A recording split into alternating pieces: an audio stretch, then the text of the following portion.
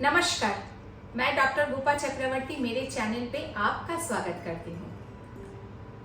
Voice care कैसे करें, आपका क्वेश्चन है। जिन लोगों को वॉइस का काम करना पड़ता है, जैसा कि सिंगर, अनाउंसर, कॉल सेंटर में जो काम करते हैं, टीचर, लेक्चरर, नेता, नेत्री, इतने लोगों को रेगुलर गला का काम करना पड़ता है, आवाज का काम करना पड़ता है। इनको किस तरीके से अपना वॉइस को रखना चाहिए, मेंटेन करना चाहिए और आगे जाके गला खराब ना हो, उसका ध्यान किस तरीके से रखना है, उसके बारे में आज मैं बात करूंगी। इंटरेस्टिंगली, इनमें से जिनको रेगुलर गला को मेंटेन करना पड़ता है वो है सिंगर, क्योंकि उनको रोज रियाज करना पड़ता है। बाकी लोगों को रियाज नहीं करना पड़ता है, वो अपना काम रोज करते हैं, रेगुलर वे में करते हैं।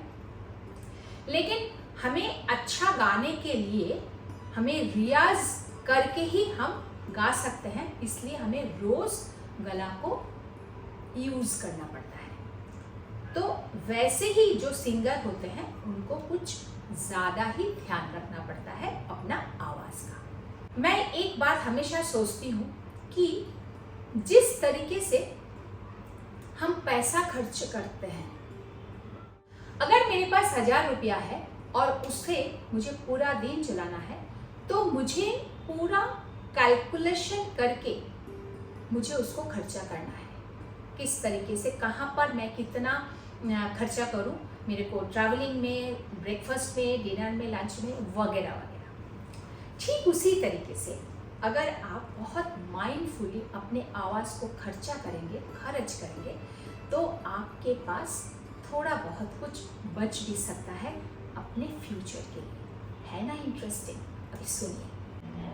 अगर मुझे पता है कि मुझे बहुत सालों तक गाना गाना है, या मुझे लेक्चर देना है, या जो भी मेरा प्रोफेशन है उसमें मुझे खर्चा करना है, तो मैं पहले से ही बहुत माइंडफुली, केयरफुली मैं आवाज को खर्चा करूंगी।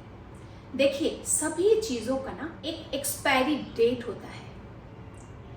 अगर मैं शुरू से ही बहुत जोर जोर से गाऊं, बहुत जोर जोर से बातें करूं, चिल्ला चिल्ला के मैं झगड़ा करूं, या मैं बहुत फोर्सफुली मैं संगीत गाऊं और सिखाऊं, तो धीरे धीरे वो एक्सपायरी डेट आगे आता जाएगा और हमारा जो अमानत है, हमारे पास जो इतना टैलेंट है, वो धीरे धीरे कम होता जाएगा। इसमें कोई दो राय नहीं। अगर आप अभी बच्चे हैं, या टीनेजर है, या अबव 30 है, तो अभी से आपको ये बात को सोचना चाहिए और अभी से आपको इस बात का केयर करना चाहिए। मैं आज ये बात इसलिए कह सकती हूँ क्योंकि ये सारी चीज हमारे साथ हो चुका है। पहले ये YouTube नहीं था, हमें इतना अवेयरनेस नहीं था, कोई बताने वाला नहीं था, इसलिए हम भुगत के जो हमारे साथ हुआ है, जो हमने फेस किया है, आज जाके मैं ये बात कह सकती हूँ कि अगर आप बहुत जल्दी से, बहुत इनिशियल स्टेज से अगर केयर लेना शुरू करेंगे, तो आपका एज जब 80 प्लस भी हो जाएगा, तो भी आपका आवाज़ थरथराएगा नहीं और कांपेगा नहीं, और आप बहुत सुरीली गा सकते हैं। पहले पहले हम लोग क्या करते हैं, जब हम लोग सीखते हैं, तब हमारा स्कूल कॉलेज भी होता है, हमारे फ्रेंड सर्कल भी होते हैं, स्कूल ट्रिप में जा रहे हैं, कॉलेज ट्रिप में जा रहे हैं, बस में जोर जोर से हम लोग अंताक्षरी खेलते हैं। देखा ये जाता है कि 2 दिन के बाद आपका आवाज एकदम बैठ चुका है, और उसी के साथ साथ आपका आवाज बैठ चुका है, आपका आवाज खराब है, उसी के साथ साथ आप किसी इवेंट में गा रहे हैं, या आप कॉलेज में जोर जोर से बात कर रहे हैं, या कॉलेज फेस्ट में आप भाग ले रहे हैं। अगर बहुत बिजी हो जाते हैं, उनको तो कोई रास्ता है ही नहीं, उनको तो गाना ही गाना है, तो गला खराब होते हुए भी उनको परफॉर्म करना पड़ता है। और इसको अगर आप लॉन्ग टर्म में करेंगे, बहुत दिनों तक, सालों तक अगर इसको आप कंटिन्यू करेंगे, वो दिन देर नहीं आपका आवाज का क्वालिटी डाउन होता जाएगा, आपको पता भी नहीं चलेगा।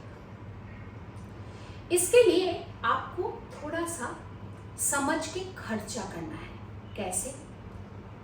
हमेशा आपको सोचना चाहिए कि मैं एक सिंगर हूँ या स्पीकर, जो भी है आपका, जो भी प्रोफेशन है, बोलने वाला प्रोफेशन है।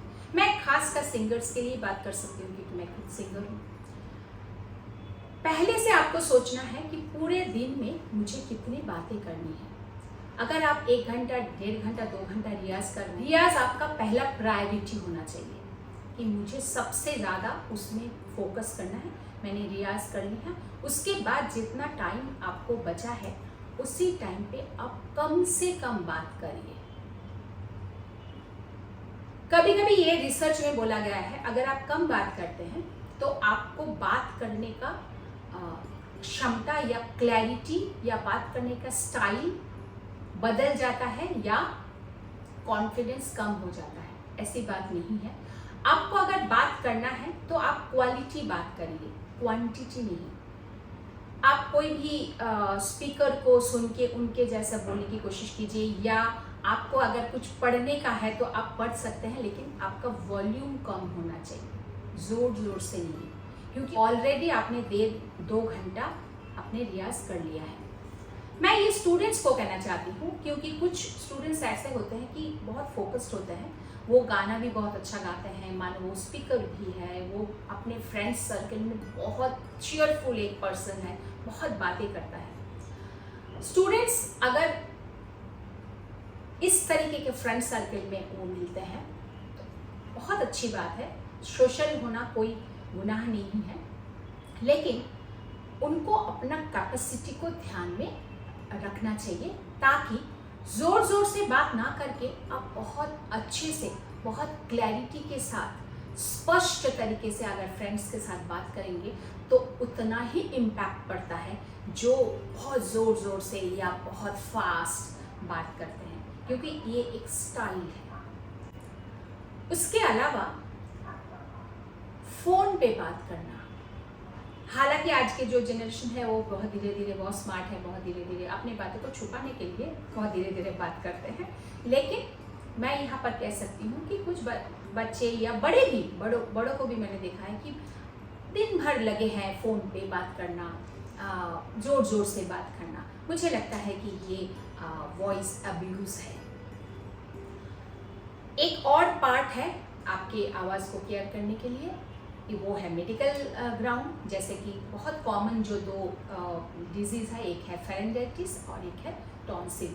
मैं कोई डॉक्टर नहीं हूँ, लेकिन मेरे को भी दोनों था। एक समय पे मैं जब छोटी थी मुझे टॉन्सिल था, डॉक्टर ने कहा था कि ऑपरेशन करना पड़ेगा, लेकिन मेरे पापा को था कि मैं गाना गाती हूँ तो अगर वॉइस चेंज हो जाएगा, तो पहले ऐसा था, अभी मुझे नहीं मालूम है। तो पापा ने योगा मेरे लिए योगा टीचर ढूंढ के लाए थे, और मेरे सचमुच के मुझे योगा से, पूरा योगा से मेरा टॉन्सिल चला गया था। फेरेंजाइटिस मेरा बाद में हुआ, क्योंकि मैं टीचर थी, बहुत बोलना पड़ता था, तो मेरे को वो भी हो गया था। बहुत सालों तक, 6-7 साल तक मैं इसमें काफ़ी परेशान थी, लेकिन बाद में मुझे पता चल गया कि क्या करूं क्या नहीं करूं, ताकि मैं अपना आवाज़ को केयर कर सकूं। इसके अलावा बहुत सारे ऐसे बीमारी है जो गले रिलेटेड है, उसके लिए मैं बात नहीं कर सकूंगी, क्योंकि उसका कोई नॉलेज मेरे पास है नहीं। उसका अलग अलग हो सकता है, वो आपको डॉक्टर ही बता सकता है।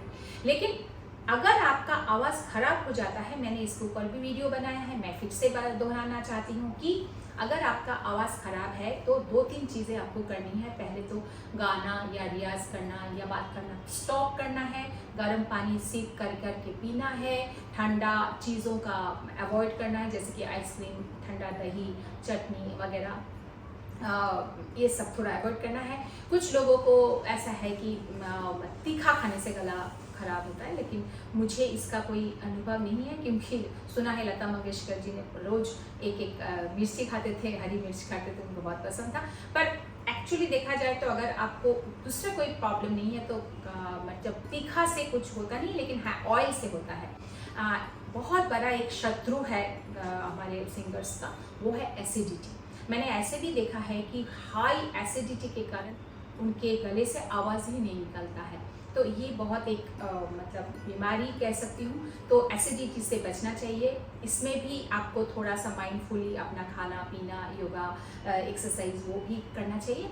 और एक बहुत मतलब मुद्दे की बात है कि अगर आपका गला खराब है तो आप गले को पहले रेस्ट दीजिए, और रेस्ट के साथ साथ उसका जो भी करना है, मेडिकेशन है, स्टीम लेना है, गर्म पानी का गार्गल करना है, कम बोलना है, कम गाना है, ये अगर आप करेंगे तो मुझे लगता है कि आपका आवाज़ बहुत अच्छी तरीके से आप मेंटेन कर सकते हैं। इस वीडियो के अंदर बहुत सारे ऐसी बातें मैंने बता दिया है कि इसके ऊपर अलग अलग एक वीडियो बन सकता है। अगर आपको वो क्लिक हुआ तो आप मुझे ज़रूर कमेंट करिए, मैं ज़रूर वीडियो बनाऊंगी।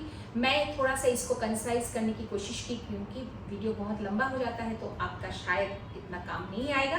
तो ये वीडियो को आप ज़रूर शेयर कीजिए, और लाइक तो आप करेंगे मुझे पता है, क्योंकि आपको अपना गला बहुत प्यारा है, रखना जो है आपके एंड के दिन तक। सब्सक्राइब नहीं किया तो कर दीजिए, मैं गला फाड़ रही हूँ आपके लिए, आप इतना तो कर ही सकते हैं घर पे बैठे बैठे। मिलते हैं नेक्स्ट वीडियो में। नमस्कार।